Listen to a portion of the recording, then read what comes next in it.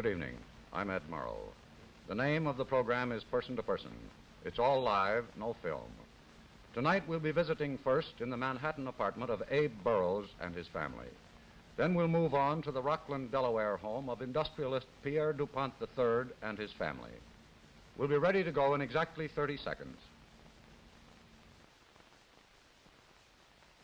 Person to person. No gift says Merry Christmas as personally as a Lord Elgin watch. Give him the 21-jewel shock-resistant Randall. A man's watch through and through with Elgin's guaranteed unbreakable Durapower mainspring. One of many designs in your jeweler's Lord Elgin selection from 7150. All of them timely Christmas gifts, exclusively yours from Elgin. The beautiful way to say Merry Christmas. And now back to Edward R. Murrow. Abe Burrows is a humorist with what might be called a bald outlook on life. He is also a man of many talents, playwright, director, entertainer, and songwriter. As a matter of fact, the Abe Burrows songbook has just been published. Abe grew up on New York's Lower East Side, worked his way through college, planned to be a doctor, but eventually realized that a sense of humor was more of an asset in show business than it was in medicine. He first proved this when he helped create the character of Archie in Duffy's Tavern, and he's been at it ever since. Abe, as you know, is the author of the current Broadway musical, Silk Stockings. The Burrows live at the Beresford, this building overlooking Central Park here in New York. Times Square and Broadway, so much a part of Burrows' life, are not very far away. Good evening, Mrs. Burrows. Hello, Ed. Evening, Abe. Hi, Ed. Tell me, have you ever had occasion to regret you didn't take up medicine? Only when I go to a doctor. Otherwise, my mother always wanted me to be a doctor, but I kind of switched off from it and went on Wall Street and became an accountant, and I finally wound up doing, well, whatever it is I do, you know. Abe, tell me, when's the last time you visited the Lower East Side? Well, I only lived there for an early part of my life, Ed. Now I only go back to see very elegant off-Broadway productions, you know. Because the Lower East Side has now changed its name to Off-Broadway. Abe, as a man of many talents, I'm sure you won't mind my asking this. Are you in show business for the gold or the glory? Ed, I'm in for both. For both the gold and the glory, and I might say that the gold is pretty glorious. But, you know, it's kind of hard to separate them. I don't believe any fellow says he's not in it for money, too. It's part of it, and it has a great tradition in the theater. Shakespeare certainly wrote for money, and boy, he wrote a lot of stuff.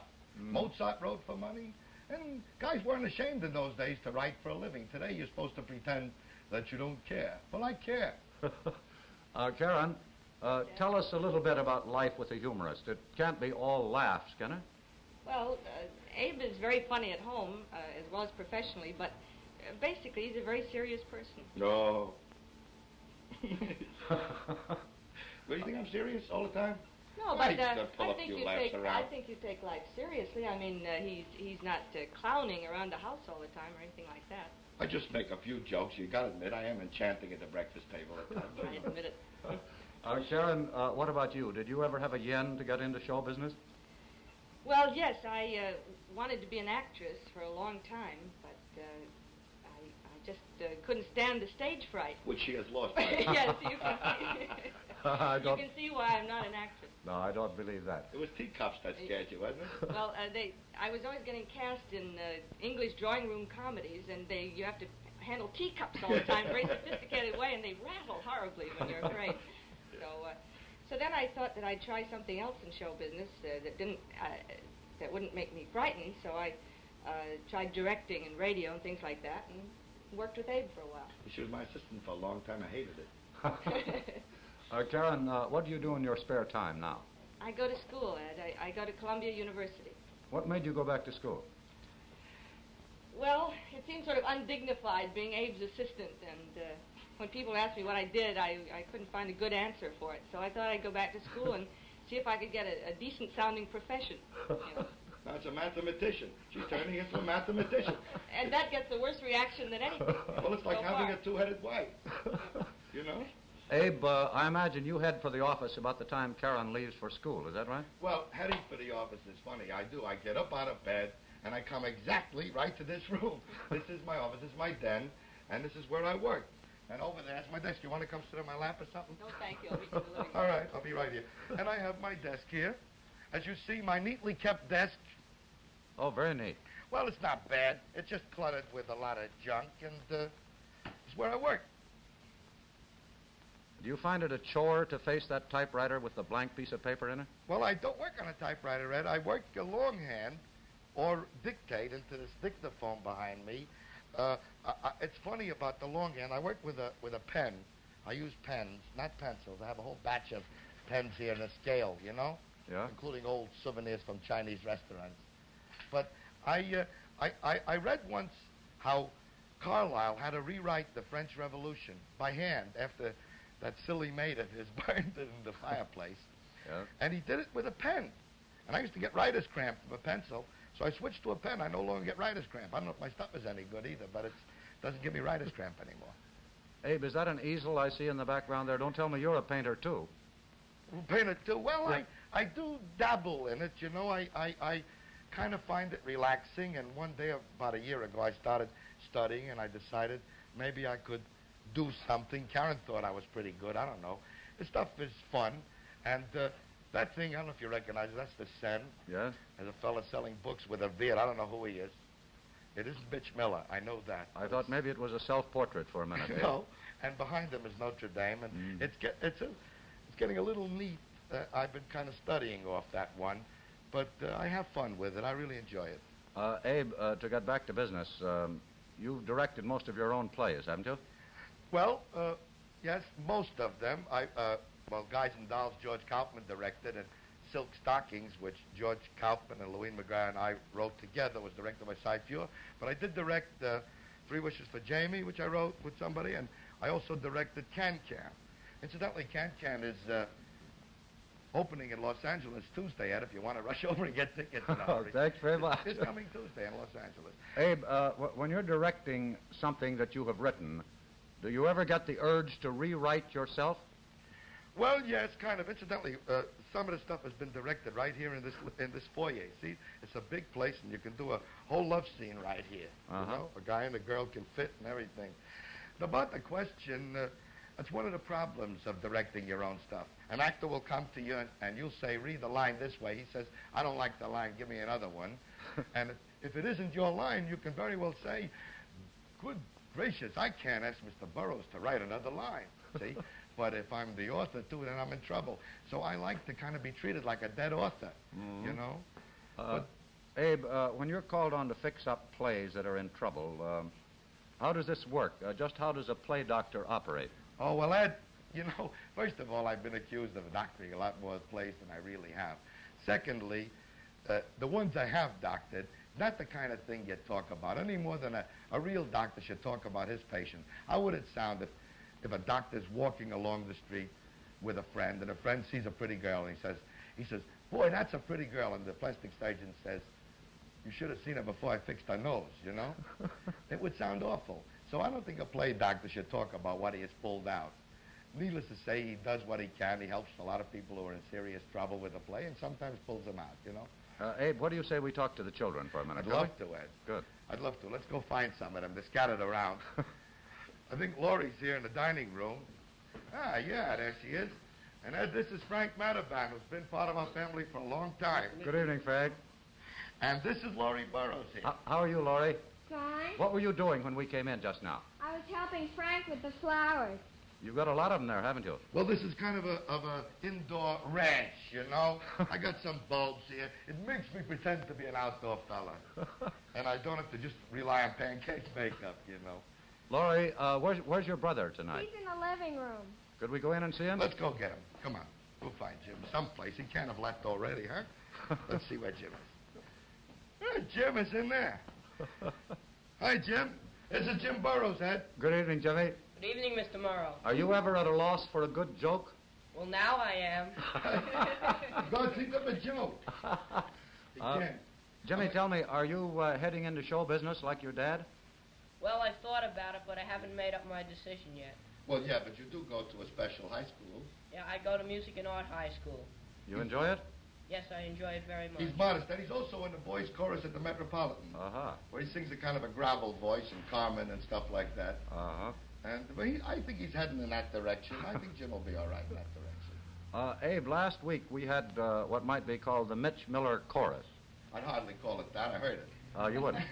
Well, that's a matter of opinion. How about the Abe Burrows Quartet? You want us to, all the four of us? Yeah. Well, we can do it. A thing from the songbook. Naturally. All right. Oh, I naturally. happen to have here some copies. Here you are, folks. Let me pass them out. Now, hand me a copy, too, will you, Abe? All right. If you all turn to page 49 in your books, we'll all sing together. This is a song from the book, Ed. It's what I describe as it's a clever type song that no matter where you are, I still love you type thing. It's like we call the hospital song like this. Ready? I'm giving them a cue. I may be sick in the hospital, but I'm not sick of you. I think about you every single moment I can manage. I see your face in every pill and every roll of bandage. I may be stuck with adhesive tape, but I'm still stuck on you. When I get on the pier, oh honey lamb, please let's be as close as Dr. Kildare and Dr. Gillespie. Oh, I may be sick in the hospital, but I'm not sick of you. And there we go. That's a very attractive hospital. Abe. Yeah? Before you go off across Waukesha Natural Bridge or something like that, what about doing a single for us? All right, I'll sing you another song from the songbook, Ed. This is one I call a clever type, another clever type. What I mean is clever, a dopey clever type, but you've recognized this kind of thing where a fellow is talking to his girl like this. Click, click, click, click, click, click, click, click, click. You're playing ping pong with my heart. Rap, rap, rap, rap, rap, rap, rap, rap, rap. I knew it right from the start. You told me you loved me. I thought that you meant it. But you paddled my heart, and now it's all dented. Click, click, click, rap, rap, rap, aye, aye, aye. You're playing ping pong with my heart. That's it. Well, thank you, one and all. It's very sweet of you to give me a hand like that. I thought it was a very good audience. I thought they were pretty good, too, Ed. Abe, is it harder to break into show business today than it was when you first got started? I think it's always about the same, breaking into show business. I've heard so many wails, Ed, about how hard it is, and I guess it's tough. It takes really wanting to. I know only one thing. On Broadway and in all the other media, we're looking for talent. We audition everyone. No one has to have contact or pull. And in spite of all the things you hear, there's a real desire to get into show business, to write, to act, to sing, to tap dance, or to anything. I don't know what else there is. I'll think of it. But you can do it if you want to. We're looking for people, and every year produce on Broadway and movies, and everybody looking. Well, you've had a lot of luck finding them, and Abe, thank you very much for letting us come and visit you tonight. Good night to the Abe Burrows. Thank you, Ed. Thank you very much. Good night. Good night. In just a moment, we'll take you for a visit with Mr. and Mrs. Pierre DuPont III. Good evening. With apologies to Mr. Murrow, how would you like to join me in a visit to the world's busiest man? Hello up there. Hello, Bob. Merry Christmas. I imagine you're pretty busy. Right up to my beard, Bob. What seems to be leading the gift lists this year, Santa? Well, Bob, I've never seen anything like it. Just about every woman got the same idea this year. Now look at this. Elgin petite watches. Every one. Seems that women have always wanted a tiny watch like this, but many couldn't afford it. Well, this year, Elgin created the petites, the smallest watches in the whole world from $33.75. Look, small enough to pass through a lady's ring. A tiny watch at a tiny price. Say, that looks like a wonderful idea for my wife. Yes, indeed, and there are other styles, too. And every Elgin Petite has the heart that never breaks. Elgin's guaranteed, unbreakable Durapower mainspring. I'm convinced, Santa. My wife is going to get a Petite watch this Christmas. Elgin Petite, Bob. Only Elgin makes a watch so small for $33.75. Well, goodbye, Bob. Thanks a million, Santa. See you soon. And you'll want to see your jeweler soon about an Elgin Petite. Exclusively yours from Elgin. The beautiful way to say Merry Christmas. And now back to Edward R. Murrow.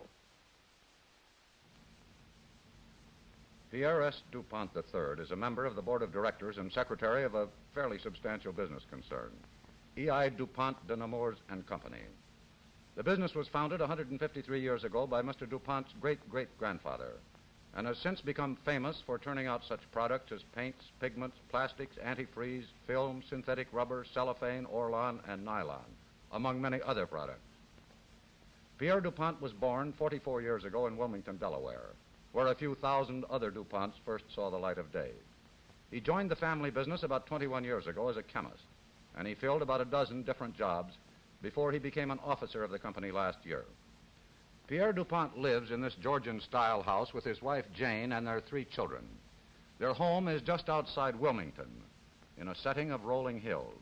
It's, I think, between Duck Lane and Chicken Alley near the Brandywine River. Good evening, Mr. and Mrs. DuPont. Good evening, Ed. Nice to see you. Thank you. How did I do on the local geography?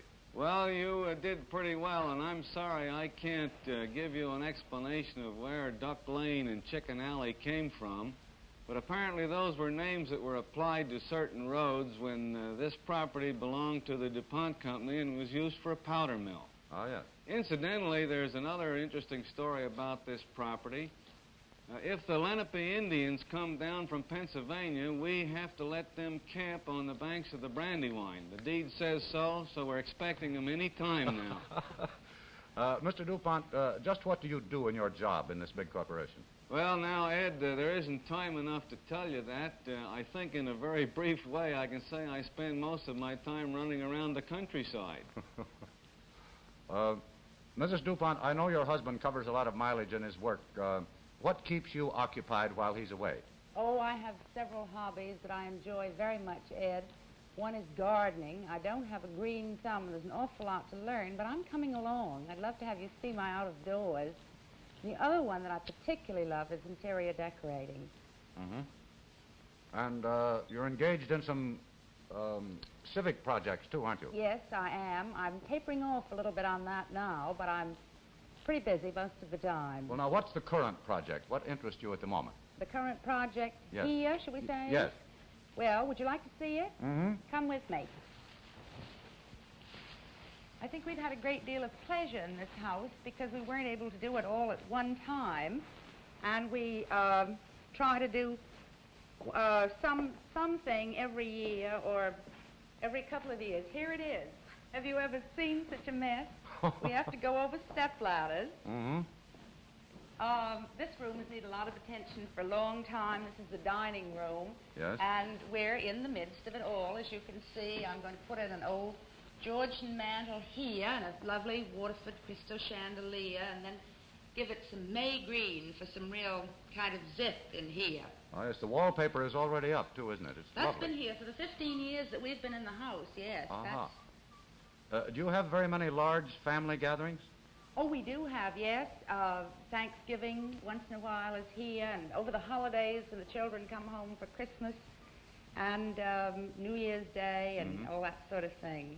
Well, I know you couldn't get all the DuPonts in there. How many are there, anyway? Well, there are 2 at home now, 2 children at home now. I think he was talking about how many there were in the family. Oh, goodness, that's a horse of a different color. There are about 600 members of the family that live in and around Wilmington, and I have 52 first cousins, so please don't ask me to count the second, thirds, and fourths. Well, Pete, which DuPont are you? I mean, where are you on the family tree, so to speak? Well, that's pretty hard to explain. Generally speaking, in Wilmington, I'm known as one of the working branch of the family, and I guess that comes by the fact that I seem to like my job and work, but the fact that the line from which I descended from E.I. DuPont, all of them were active in their lives in the management of the company. Uh-huh. And I don't know what generation, but there are a few between E.I. and me. How many of your immediate family are on hand tonight?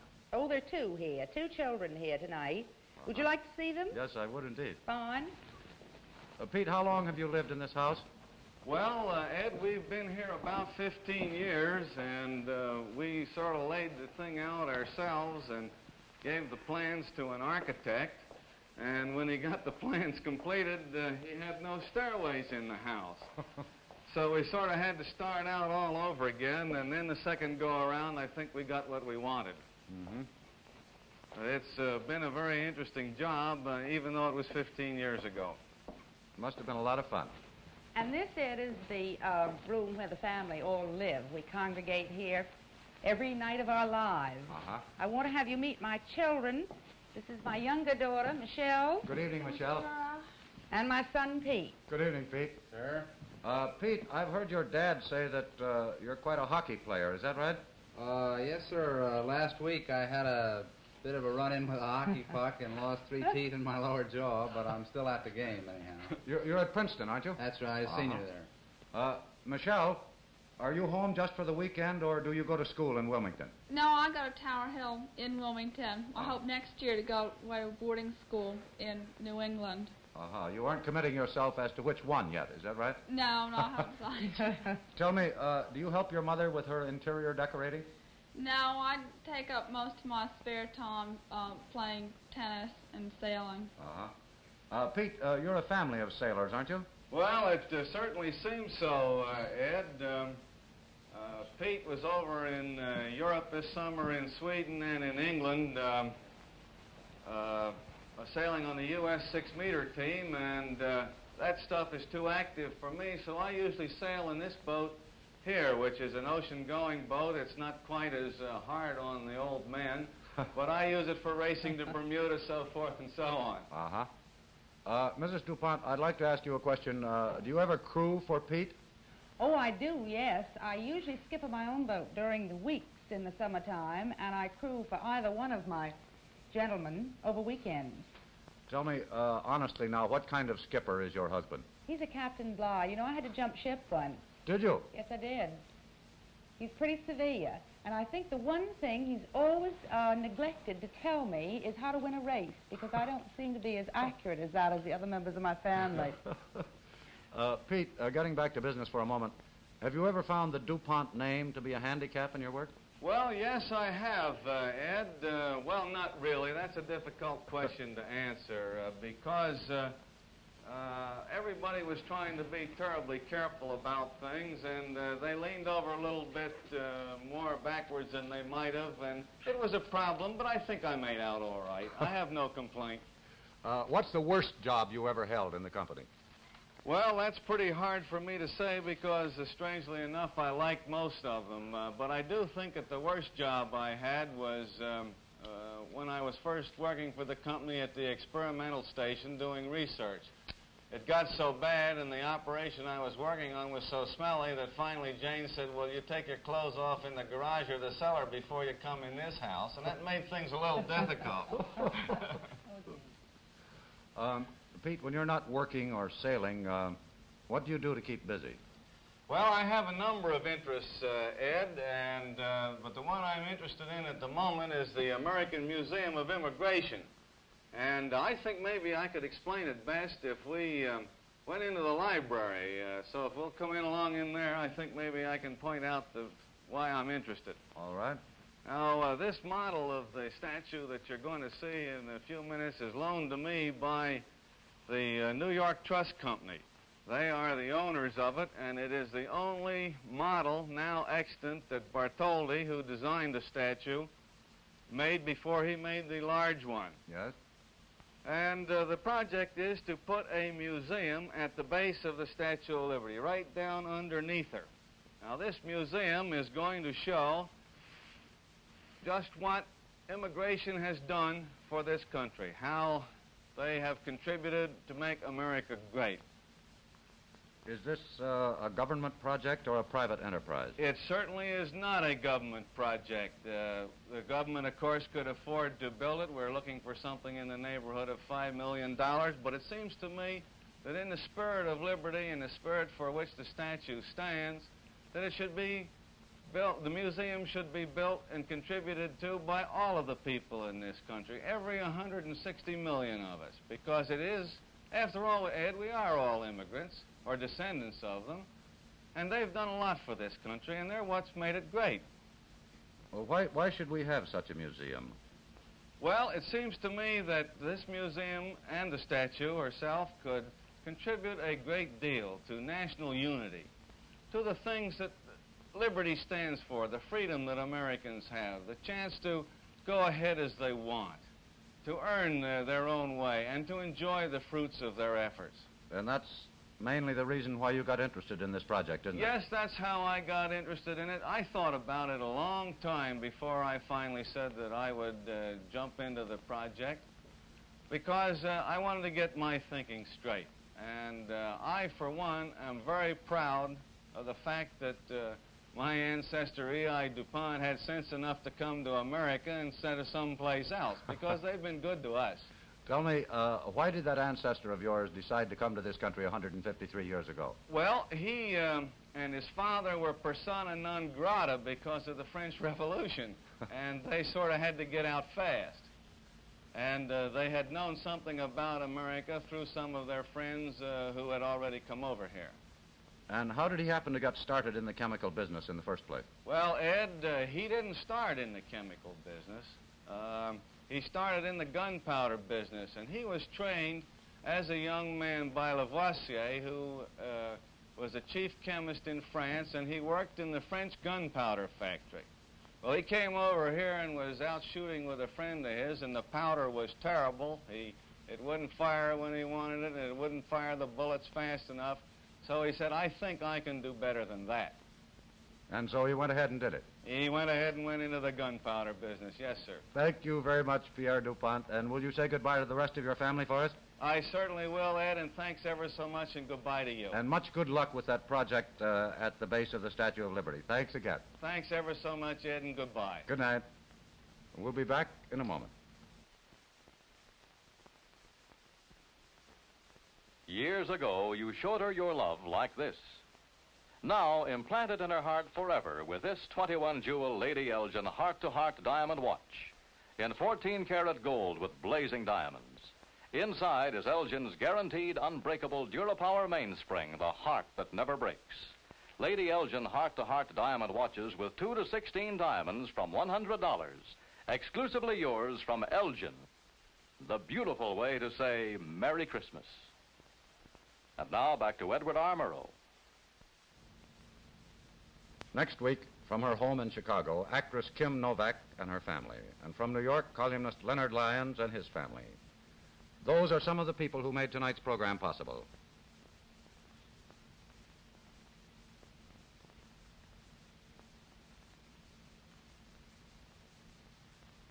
And now, good night and good luck from person to person.